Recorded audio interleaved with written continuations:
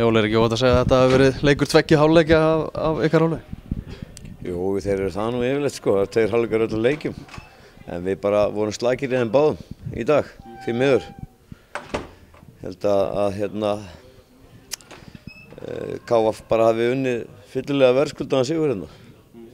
En náttúrulega svekkjandi að komast í 2-0 og tapa þið svona niður. Já, má alveg segja það, en samt sem áður þá svo við hefum verið með 2-0 í hálfleik, þá vorum við ekkert að spila neitt betur en þeir.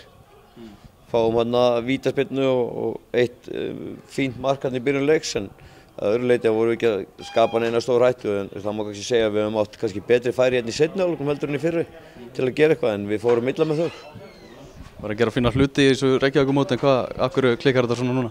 Já, þeir eru bara þreyttir, það var erfið æfing í gær og það situr greinilega djúpt í lægranum á þeim.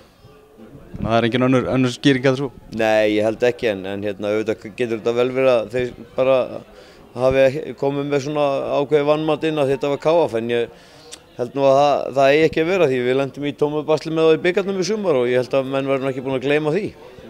Nú horfum á Reykjavíkurmóti í heild sinni, náttúrulega fullt af ungum strákum sem eru farnir að banka á dyrnar í Víkingsliðinu. Já, fullt og þeir eru bara að standa sig vel og þeir sem eru hérna fyrir, þeir bara þurfa að gera þessi í brókið, þeir ætla að halda sætunum í liðinu.